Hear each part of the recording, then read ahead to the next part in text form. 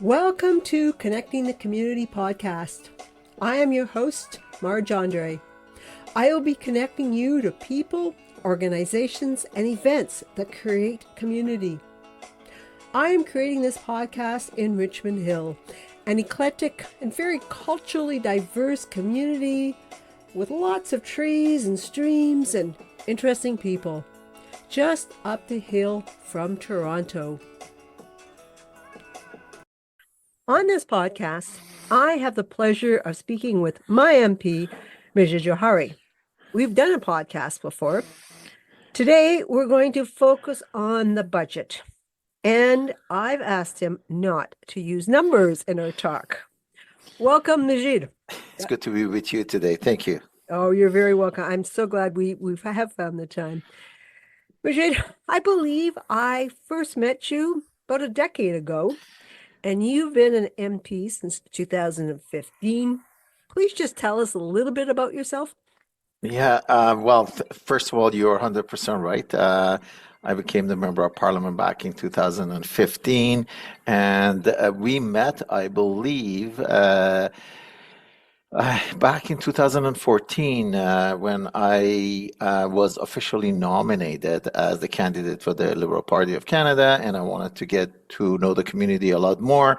One of the highly recommended platform was Connect the Community, which you lead, and I thank you for that. You've done an amazing job for the last at least 10 years that I know, but it's gone beyond that. And that was a great platform for me to connect with many organizations, many community members, as well as your mentorship that you connected me with other organizations. So you are right. It's been over 10 years that we've known each other, and we worked on a number of initiative very closely with one another. Yeah, no, that's we have. So it's amazing that we have known each other for that long.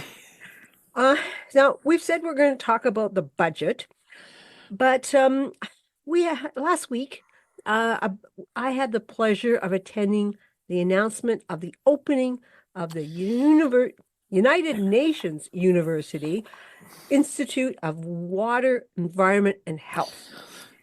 In Richmond Hill. I was very happy to hear about this, that we have a university in Richmond Hill.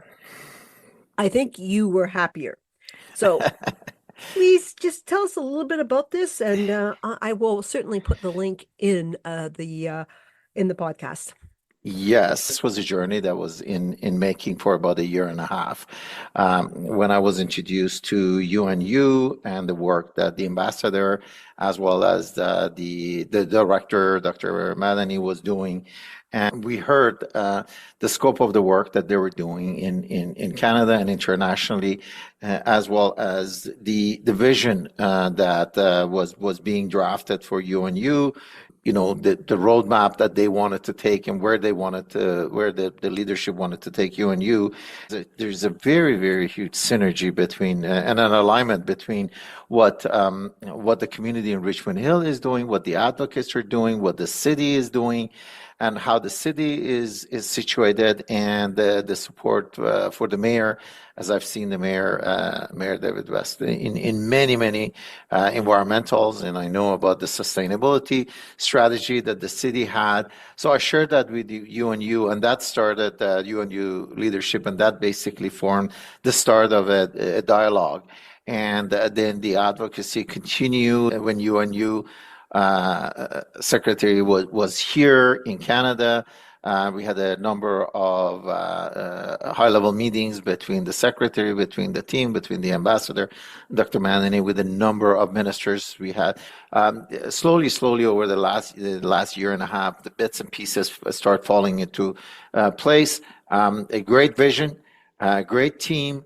Alignment with the municipality, which is the city of Richmond Hill, with their vision around sustainability, with the active community members, as well as the support of the government around the expansion of the scope. It's always good to see that the vision of the community kind of materializes in that way. And I'll stop there. Otherwise, we could spend the whole podcast on that. On this, yes. So no, that's great. And yes, I've all been saying for decades, I so wish Richmond Hill had a university. So I got my wish, so I was happy. Okay, let's move on to the budget. It was passed, I believe, Yeah. on May the 1st. I went online and looked for it. It's a 430-page document. It is, though, very readable. There's 8 chapters and lots of Yeah. subheadings, so you can, it's not too onerous to actually look at. So on the front cover, it says, fairness for every generation. Majid, what does that mean? Let me congratulate you. I believe we've had a number of different podcasts and and conversation, and I believe the fact that you kind of took it on your own to say, hey, look, let me go look at the budget. It was tabled in April. The budget is going to be broken into different pieces, in different bundles, and they're going to make legislations out of it, which is called the Budget Implementation Act. So the budget, think of it as a plan, okay? Each one of the plans, each 8 chapters that you have, has different elements within that chapter. These are the plans. These are the wishes of the government, okay? Those wishes now gets bundled into what's called Budget Implementation Act. So part of the budget that was presented in April when the budget was tabled, what happened was that, as I said, this was the big roadmap, correct? It had all the goodies that we wanted to be able to do during the 2024. Each one of those then, it's broken into a grouping that a bill is introduced. And once the bill is introduced, and it's debated in the House and voted on, then it becomes a legislation. As you correctly highlighted, is the theme of this budget is about fairness. And when you look at the fairness, it's talking, if you look at the dictionary of fairness, it means it's around equality, around equity, is around access for different services for everyone getting the same opportunity. Let's look at the demographic in Richmond Hill. We have older adults that they've been working so hard, and they're facing a lot of challenges around cost of living, around transportation, around medication, around a lot of that. When a budget comes in and says, I want to look at fairness for seniors, they introduce measures as it relates to that. Then looking at our demographic, we have a lot of families. Those are usually millennials. They form a family. They're either they're renting or they're considering buying their new house, or they already have a house and they're looking at upgrading because they're expanding the family. And there are probably 1 or 2 partners in that household are working, but they're still facing the same challenges. They're facing challenges of cost of living, etc. So what programs are there for them? So when it comes to the fairness, what is fair, what is equal, that everybody can use the same standard of living? Then you have the younger generation, what we call them Gen Z, who are now raised in the families that they hear the stories of their father and their mother working hard and saving and being able to buy that first house, and then working even harder to be able to buy, to upgrade the house itself. And that dream now, despite the fact that they're working, and I'll talk about my son Milad.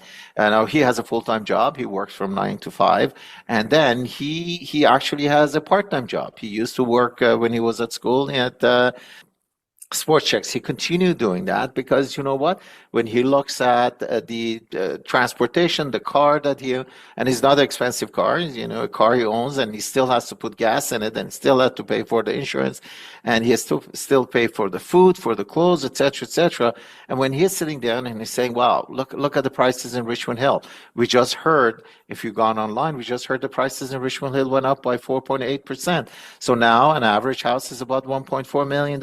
And he's sitting down and looking at his salary, and he says, there is no way I would be able to save enough money unless I get some help from the parents. And if you are like very much like us, it's going to be very much, oh, okay, how do we do that? So really, the fairness is the concept of making sure that everybody has the opportunity to realize what I call the Canadian dream. So I came here 46 years ago. I knew I knew if I get a solid education, I had the confidence of after solid education, if I get my job and I work hard and I save, I will be able to succeed. And yes, I have succeeded. We bought our first house. We saved the scrunch. We bought, we upgraded to the house that we are living right now. That dream for a lot of people, especially after COVID, especially after the global situation, wars, and the situation around where gas prices, the food prices, all of those things, the house prices, all of those dreams are very hard to come by and realize. So Yeah. this budget is trying to address that. Okay. And you were talking about people like you and I who are doing okay, but there were a lot of people who aren't, who've fallen through the cracks. And a friend of I regard him as a friend, Michael Braithwaite from Blue Door. If you sat down and talked to him about the vulnerable people, what is he going to say about the budget? I got to know Michael. My family got to know Michael when back in 2014, I think, when we did the coldest night. Yes. And we got to know him. We got to his leadership, and we got to know that he really cares about the most vulnerable. Yeah. And he has not, despite the fact that his success and his growth, his personal growth, his professional growth, he amplifies passion, care, and really a deep understanding of the needs of those most vulnerable. So Michael's been working with all levels of government, and Michael's also been working across all parties to make sure that he continues to advocate for those most vulnerable, for those youth at risk. He's rolled out programs. He's partnered with unions to be able to make sure that the youth that comes in, they get the jobs and they get the training, etc. So he's going to see there's money being allocated to housing, especially affordable housing for those at risk, for low-income families, for first-time home buyers. There's been money allocated to educate and train people who are in transition for the job. There's been money given to a lot of union apprentice programs. Michael is going to be able to see that, from the support, income support for rent, for lowering the rent prices, for expanding the eligibility criteria for first-time home buyers, also making the rent more affordable, making more homes available, more rental units available, and also partnering with organizations such as Blue Door and him to make sure that we have a channel to be able to send the funding directly to these organizations rather than sending it to provincial and province to region, et cetera, et cetera. So he'll be very pleased. Okay, very good. Okay, I'll check up with him, but I believe you. Okay, let's switch our conversation a bit. Another chapter in the budget was Pharmacare. Can you tell us what the average person in Richmond Hill will benefit from the Pharmacare program? And I'd also like you to talk about how will the Pharmacare program expand? Will additional services? Is there a feedback? Is there a review that's scheduled to assess how things are going? Yeah. So great question. Again, this is a very, very phased approach. This is based on a lot of consultation that's been done with our pharmacists, with our pharmaceutical industry, with our insurance company, with a lot of stakeholders, with a lot of seniors, with a lot of low-income people, with a lot of people with disabilities. And we had to look at where we can make immediate impact and also leave enough runway to be able to add, let's say, drugs as we develop that, as we develop each one of what I call the building blocks. So immediately, as you know, the contraceptive medicines is made available free of charge, as well as diabetes medication. This really helps the most vulnerable. There's a lot of people that will be benefiting from it. This is on a bill that's called Bill C-64. But what it's doing is this. First of all, is working on a formulary. So what are the next steps look like? So the answer is yeah. Okay. So yes, there is a bill. There are two areas is covered. We covered those areas. Okay, what does it look like next? What it looks like next is that there is, let's say, panel of experts is being developed, and these panel of experts will do a lot more consultation and develop the roadmap. Also, the government is looking at developing formulary. The concept of formulary is to look at working with pharmacists, looking at with a lot of doctors to figure out and people look at what are the top medications that Canadian needs. Okay, and what then it would be able to say to group them. Let's say the top 200 medication that Canadians, whether it's seniors, whether it's average people, are using, and then come in and create that buying power, the buying power of the government, because now it's buying for the whole Canada. Okay, let's say seniors. Let's take a very simple example. Seniors, blood pressure, medication. So now the government is going to come and look at all of those and figure out, okay, I need X million units of medication across these three brands.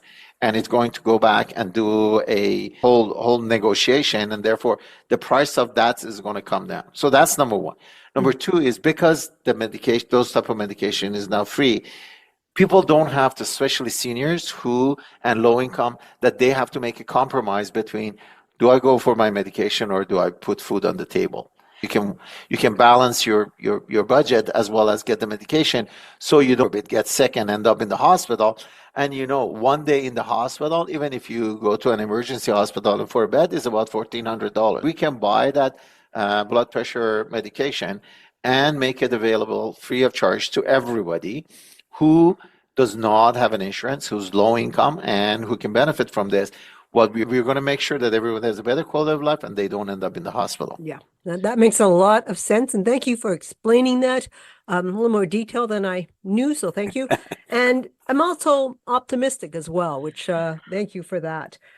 Okay, let's move on to chapter 4. There's a section on investment for net zero economy. What could this mean for Richmond Hill? Wow, I loved it when I saw the questions that you're sending, and I said I got into that question. I knew Pharmacare is going to be there, I knew housing is going to be there, etc. But for the life of me, I didn't think you're going to pick on chapter 4, and I'm glad you did. Okay. I'm glad you did because it's so relevant to Richmond Hill. As you know, we have many business parks. So, for example, Beaver Creek Park, correct? Where the city hall is, and there are so many organizations, so many startups, and so many buildings that they're doing some incubation work, but they're all doing on initiative. They're doing on making sure that there's a lot of research, there's a lot of development is happening on many aspects, on the green energy, on energy optimization, on sourcing of energy, on EV batteries. So when you look at the green economy, for example, let's make it very simple. We talk about green economy. We live in houses. Okay, we live in houses. If we could make sure the source of energy is coming from a green source, such as solar, such as wind, nuclear power that's coming to Electra for most of us, we are contributing to a net zero economy because we are not burning fossil fuel for the purpose of generating energy. We are all driving cars, so there's a huge drive. Honda made an investment of $51 billion. I was honored to be part of that announcement as well. I'm part of other caucus. So the drive for making sure that we have a zero emission vehicle through electrical batteries. I mean, we have a number of companies in Richmond Hill that they're actively working on either developing manufacturing equipment, production equipment for creation of for production of battery, or making sure that they work on different styles of batteries. So those are the ones that they're in Richmond Hill. And look at the government. Government is giving a lot of tax credit for anything that's any company who's working on carbon capture. So open air carbon capture. This is where we capture CO2 and redirect it. There are many companies who are working on basically looking at the technology that it goes into the equipment that generates that or that works on that part of clean technology. So we have so many of those in Richmond Hill. So all you have to do is just go clean tech, Richmond Hill. Most of these business parks, they're focusing on that. So whether it's around green energy generation for our house and for our cars, for our heat pumps, for our putting charging stations, building charging stations. There are 3 or 4 different companies who are working on that. These are all companies. So from implementing the clean electricity investment tax credit, clean growth hub, delivering major economic investment tax credit, and ITC has 6 different platforms that probably we could spend a whole session on all of those tax credit. That's where really it's about generating or creating activities, investing in activities that generates low carbon or zero carbon initiative, EV batteries, greenhouse, all of those. Okay, so I'm thinking that many of the Richmond Hill business owners have read Chapter 4 of the budget and figuring out how it's going to help them. A similar vein, Chapter 5, they talk about this a part on affordable electric vehicles. So what's happening there? Canada, through its critical energy and critical mineral strategy, decided that they want to be the leader in EV electrical battery industry, from an end to end, from the mining of the key elements that goes into the building of the battery, creating or purification of those, such as cobalt, lithium, ion, etc., making the cells, from the cells making the battery, from the battery making the car, from the car going to the market after service, as well as the recycling. So for those of the listeners who are really interested into where is government's head, there are 2 documents that I strongly suggest they read. One is around our critical minerals strategy. It's an amazing document to read, to get a sense of where Canada is positioning itself, as well as the EV battery supply chain, extended supply chain. And this is where Canada now, with all the investments that's done, there's many EV battery plants being set up across Canada. There's going to be thousands of jobs are going to be created, and usually there's a factor of anywhere from 5 to 10, somewhere 7 factor that will lead to other jobs. Okay, you're getting the numbers in there, so I'm going to take you. That's fine. So there's going to be lots of jobs. Lots of jobs. Okay. Lots of jobs. Lots of happening. And I think I better go back and review my knowledge of geology to understand more that what's happening with these minerals. So very interesting. And I wonder what 5 years from now, 10 years from now, what will actually be you told me stay away from numbers, but I'll be remiss if I don't talk about 2030 and the 2050, where we're going to be fully electrical cars during that period. So I'll stay away from numbers. Okay. Okay. Last chapter I want to talk about is protecting Canadians and defending democracy. Specifically, I'm interested in the situation with Ukrainians. I've just by chance met a lot of people that fled the war there. They've come here. Sometimes you've heard stories of coming here and dad doesn't get to come with the family. Is the federal government going to continue to support the Ukrainians both for coming to Canada, and are they going to be offering, what sort of services will they be offering to them? Do you know? It's amazing that you asked another great question. So we have a relatively growing Ukrainian diaspora in Richmond Hill. There is a church in Richmond Hill that is focusing on the Ukrainian community. The Welcome Center now has a very dedicated group of community activists as well as community individuals who's supporting the Ukrainians coming here. And yes, there's a lot of Ukrainian came husband and their husband had to stay back to serve, and they came. The wife and the children came. Government of Canada. Through the implementation of the Canadian-Ukrainian authorization for emergency travel. It was the first measure that they would put to be able to receive. They immediately got the support. They got work permit. A lot of them are actually working. Those who are challenged with English as second language to the Welcome Center, at least in Richmond Hill, they are getting the support. The government is trying to develop a path for what we call citizenship for those who wish to stay here. Also, some of them have chosen to travel to different regions of Canada and stay there because they have a larger community-based support. So we are committed to supporting Ukraine through this very, very different and challenging period. We welcome, Canada has welcomed many Ukrainian families, and if they choose to stay here, we are working on creating a path for their getting a permanent residence and educational path. Most of the kids are now registered school, getting benefit, getting health support.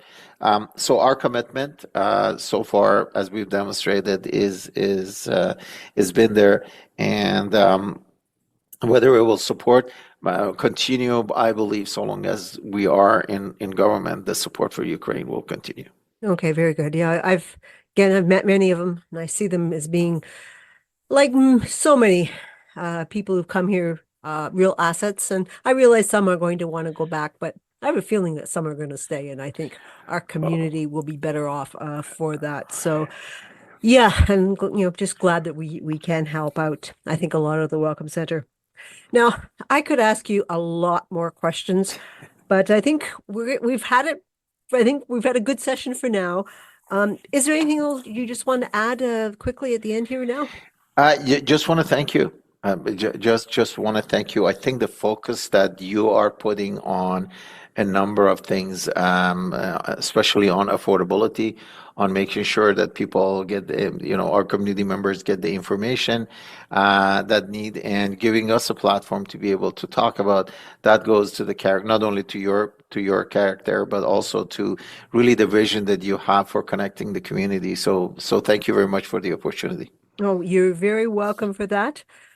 I'm not going to let you get away without asking the same question I ask of all my guests to the podcast. Name one thing, just one thing, that you really like about this community. I reflected on this a lot. So I went thinking about, we're a compassionate community, we are an inclusive community, we are a diverse community, we are a transitional community, we from bedroom community to the flourishing. But I go back to the last 9 years, and the word that I want to use is empowering. This is a community that empowers. And how would I got empowered? Because I was always welcome. The feedback that the community gave me, the support that the community gave me, put us in a very, very strong position to be able to advocate. And as you know, UNU, if it wasn't for the community, if it wasn't for activists in the environment, so we have 4 or 5 very, very active environmentalist group, people who are compassionate. We call our community. I mean, you came up with the compassionate community. We are a welcoming community. How many newcomers have been, settled in? And the working with city, working with the organization, as you know, our office has been in a very